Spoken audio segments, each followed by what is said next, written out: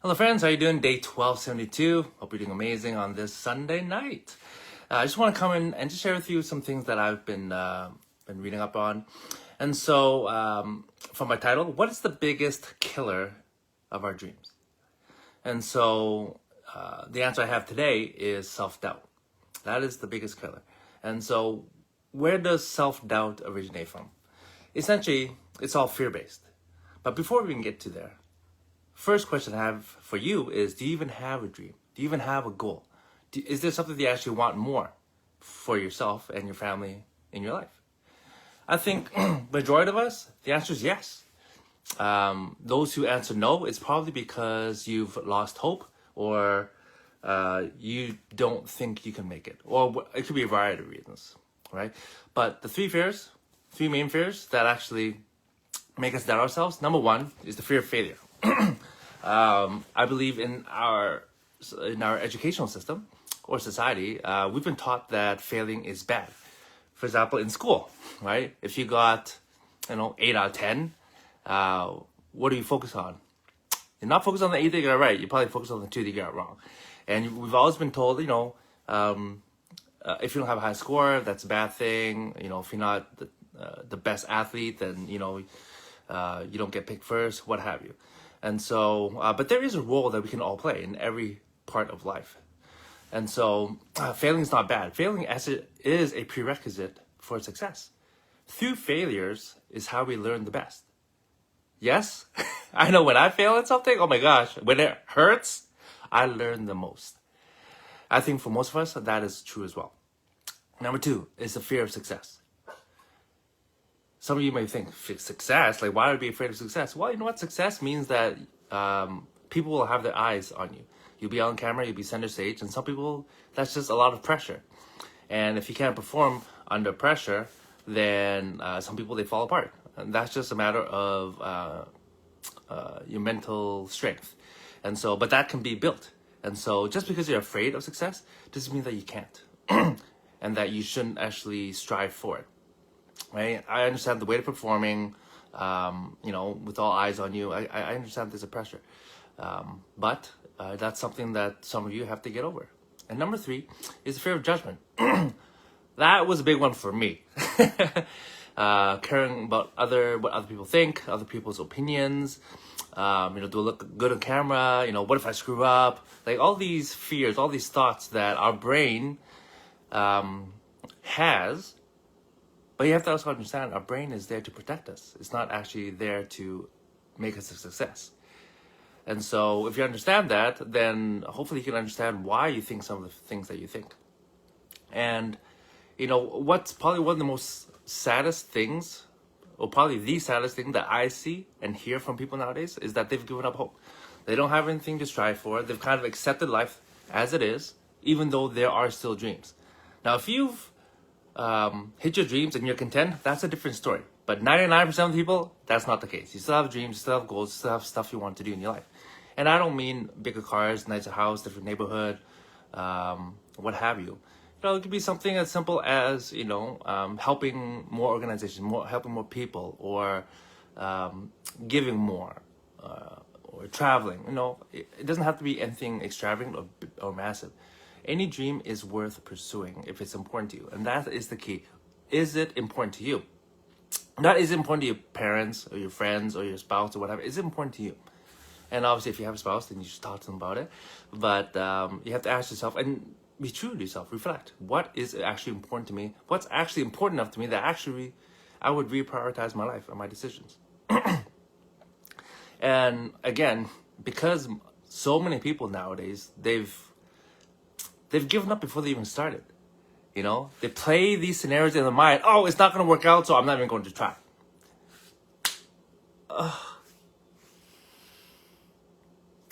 No judging. I've been there as well, okay? I get it, right? But just have to remember, it's your mind playing tricks on you.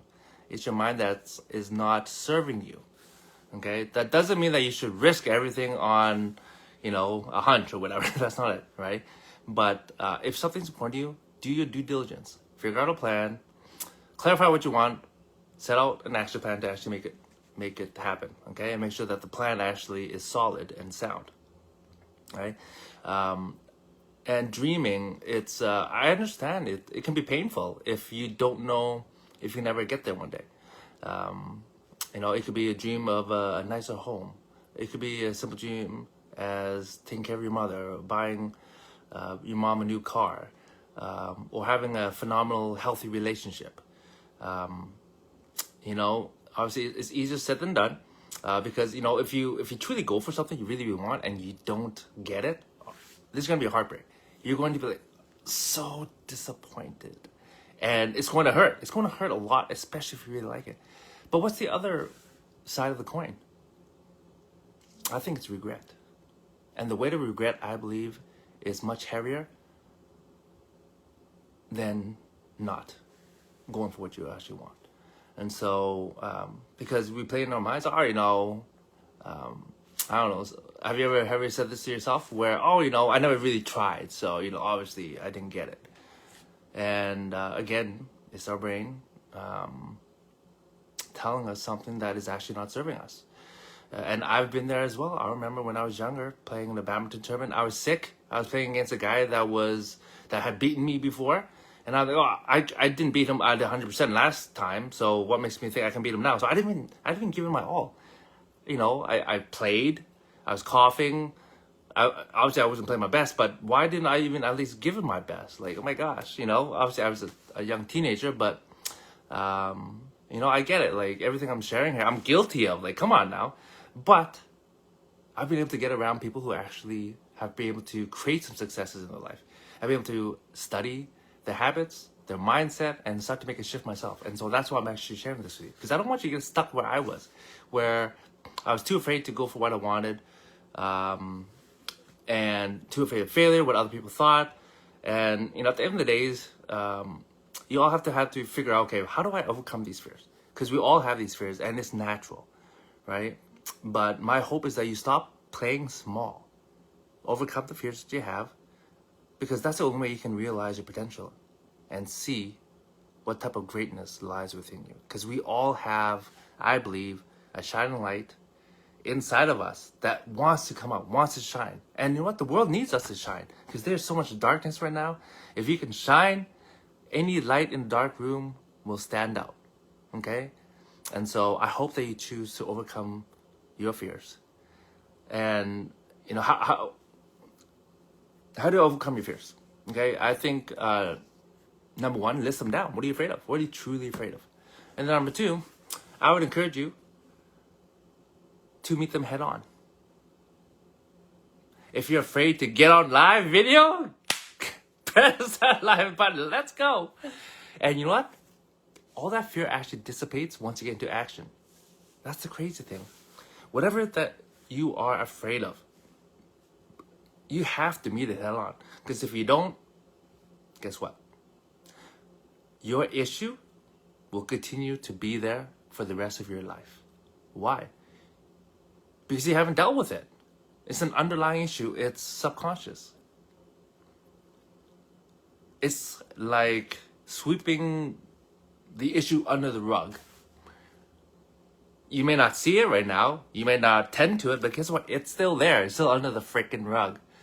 And I hope the sooner that you choose to deal with what's under the rug, because again, you have to bring whatever's in the dark out to the light so that you can shine light on it and deal with it. And guess what?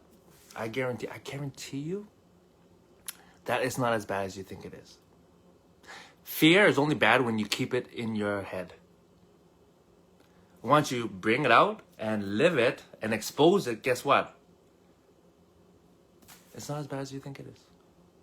It never is. Well, it never has been for me anyways.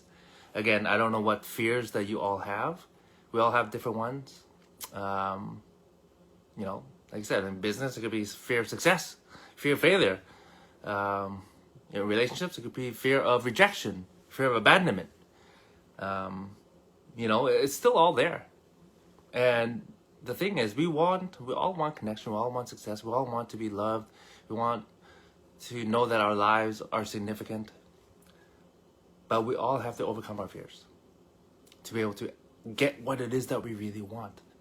We all want more. It's only the fears that are getting in the way. And the fears can only live in our minds. Fears cannot live out in the real world. And so my hope to you is just do that. Write down your fears and then choose to take them on head on. Okay, tackle them. And I'd encourage you to find maybe a coach, a mentor, or a group, support group, or somebody or organizations, wherever, to gain support. Because number one, it'll be a lot easier for you. And number two, we all need encouragement. Especially when we're afraid of something. It's not easy to try and get out of it alone. And I know for myself, whenever I have challenges in my life, I'm grateful. I have some mentors in my life, and I have great friends that want to support me as well. And in general, I try to support my friends and encourage them any chance I get. And when I actually do need support, oh my gosh, I have people that care, and I'm like, oh, thank you. And I feel so grateful that I have this people who love me in my life. And I hope that you have that in your life too. And if not, then I encourage you to reevaluate your relationships. Because if they're not supportive of you, why are they in your life? Okay? Anyways, hope you're doing amazing. I'll see you guys tomorrow.